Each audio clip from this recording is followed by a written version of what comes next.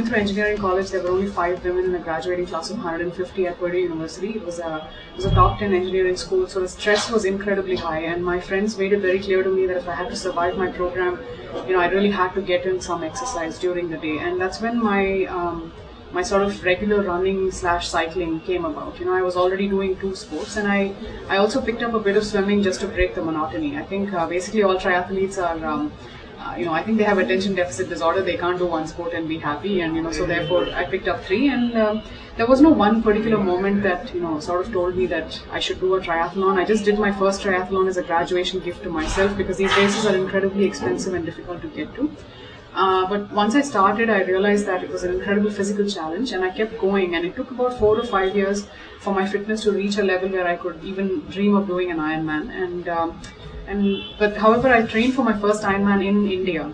The entire year I trained here in Bangalore. I would wake up at 3 in the morning to get my bike rides in, because typically our bike rides are anywhere from 80 kilometers to 120 kilometers in training.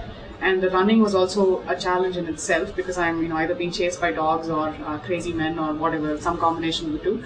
And it was a huge challenge in itself. And I think and the swimming was another big challenge, as you can imagine, for women here. And I just took that in my stride because I don't like being told what I cannot do. I'd rather thrive on what I can do. And when I finished my first Ironman, I realized that given my training circumstances, if I could finish a race like this, I think that said something for my mental fortitude or my ability, physically as well. And in the years that followed, I kind of kept my training alive, even though I had some really bad times. There was no structural support, and there was no other support really. And I didn't look for it because I don't feel entitled to these things. I think we have to work for whatever it is that we achieve, and I just continued doing my own thing as my private passion. Didn't tell anyone, not even the media, and so after 2 or 3 years of putting together a very consistent racing schedule, I managed to qualify for the World Championships in the half Ironman distance in 2008, in the middle of doing a PhD and also working full time.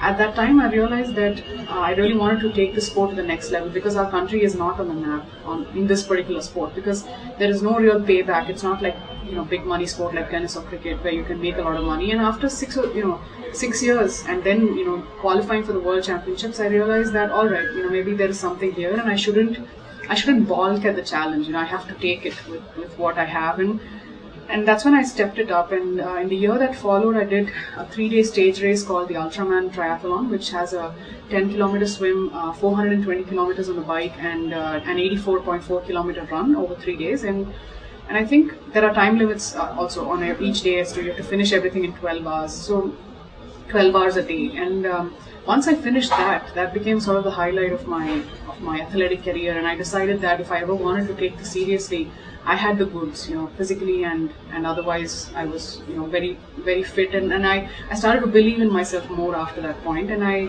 then, looked for sponsors and more systematic funding to get my sport to the next level. And now I've taken it even one notch further. And this year I'm going to be competing professionally throughout the world, and I'm really looking forward to it. I think it's an intimidating thing, but I think I'm really looking forward to it.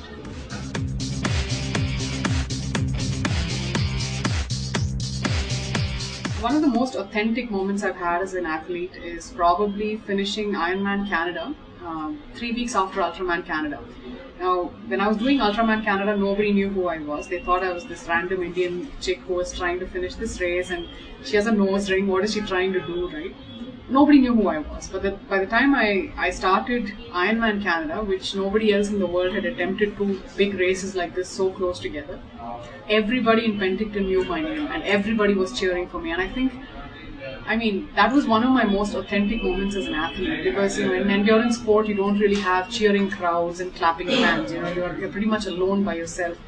But to hear so many people know my name and to say, "Go Anu," "Go India," or whatever it is that they were saying. And I love Canadians, God bless their heart, I think they're great. I think that was probably one of my most authentic moments, because I knew physically for me to put myself through that was a highlight in itself athletically. And then to have this wonderful energy from the crowd, that was the clincher, and I loved it. And I think, more power to optimism.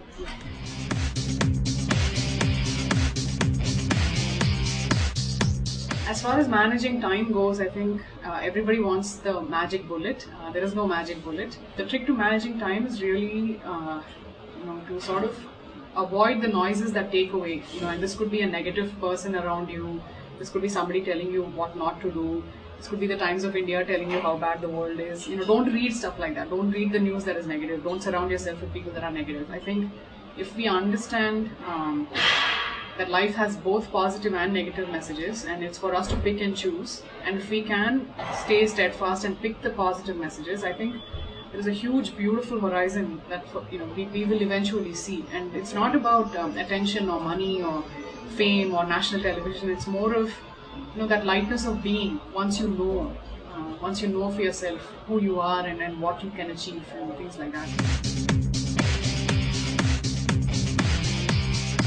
I would probably tell women out there that you need to find your identity outside of your family, outside of being just a good mother, a good wife, and a good sister or a good spouse or whatever it is. I think that our sense of identity has to also be complete when it comes to a moment of solitude. So when you have all that taken away from you, who are you? And you should know that. I think it's a very powerful thing for someone to know that no matter what other relationships I have, which are all wonderful and extremely fulfilling in their own way, who am I when I stand alone? And once we know that, it will be very difficult for anyone to defeat us in any way. I think mostly mentally, because I think there are a lot of stereotypes that we have to overcome, a lot of noise and inertia that we have to overcome. And I think the kind of messages I try to tell the people that I work with or people who work for me is that try and have a healthy life. I think your health is very much at a premium, because you're going to go ahead and then you're going to be mothers and things like that. And those are very difficult phases in their own way on the body. It's not something that we talk about